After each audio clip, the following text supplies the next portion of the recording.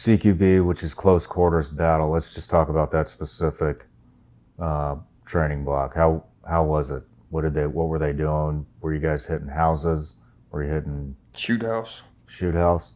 It was, for us, it was because everybody's got a different background as far as, each unit has their own type of CQB they do, whether, you got a man high, man low, around the corner, different things. And so what they did is they walked us through it one time and they said, I don't care how you did it, where you come from, this is how I want you to do it here. And so that way everybody's running like a standard format. Yeah. And we went through the shoot house several times.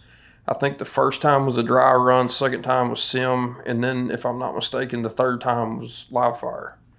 And so it was a fast pace. Yeah, it's fast pace, and if you couldn't keep up or perform, it was Get out. window or aisle. One big thing during that portion specifically was safety. So if you're in a stack about to go into a room and you flag somebody, even, the lower part of their leg, and for people that don't know, when you flag somebody, it's basically you're pointing your weapon at something that you don't intend to shoot. So even if it's just for a split second. Yeah. I just want to reiterate that. So if I'm holding a gun and I go like this and sweep you guys, even if it's just for a split second, that's an ejection from the course. Yeah, Yes. they took safety violations big. That was a serious thing. Yeah, to Dustin's point, and not to step on you, Nick, but it was trying to get everybody on the same page as what the stack looked like, and how they wanted you to move and flow through a room or through a hallway or whatever presented itself, and how everybody had their specific responsibilities. And to Dustin's point again, it wasn't necessarily, you had guys from MARSOC, you had guys from SF units, from SEAL teams, and they just wanted everybody to be on the same sheet of music moving forward, to see really kind of how you operated as a team, if you were able and willing to do that. That's extremely hard to do, when you're coming. I mean, I remember doing it on the OGA side, and I thought it was a huge pain in the ass trying to get on the same page as the MARSOC guys, as the Green Berets, as the CAG guys, the Rangers.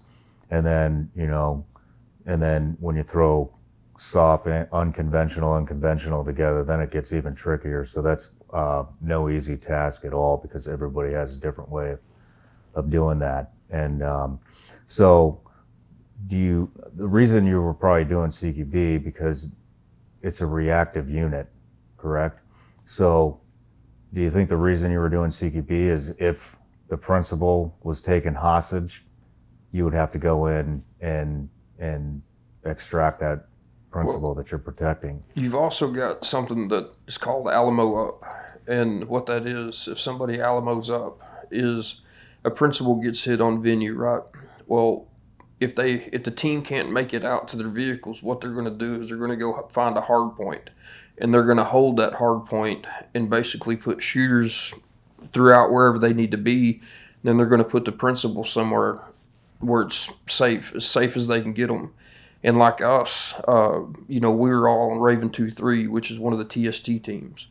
And so as a TST team, when something goes boom or bang, we're the ones that would go. And so with the CQB stuff that we were doing, if a team's Alamoed up, let's say on the 10th floor of a building in Iraq, well, then as a unit, we've got to be able to clear up and get them, and then clear back down on the way back out. So, I mean, it was real life. It wasn't just, hey, you're going to do this to check this box. It's, hey, whenever you get to your team, everybody's going to start doing their own form and get whatever needs to be done. But, I mean, it was stuff that we could actually use. It wasn't just check a box. Yeah.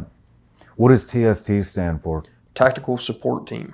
Okay. It's Quick React Force. All it is QRF, and most of our vehicles had two 240s, one in the front, one in the back, except for one that just had a teacup up on the top, which was one 240. How long was the CQB portion, and how complex did it get? Were they throwing in live role players on that as well with hostage scenarios? It was. It was 3 days of CQB training without the role players, and then at the end, basically it was like accumulation. It was like they taught us all this stuff along the way, and it was like vetting. And then at the end, your final vetting was attack zone principles. So it was like, basically, this is all we've taught you. This is all you've learned. And then they put it to the test. And, the instructors were the bad guys. They're the ones shooting at us. So, yeah, it was really good. And they had run those scenarios countless times. And so you're coming into it fresh. So they've got the upper hand for sure. The instructors know that area like the back of their hand. So it was awesome. It was great training.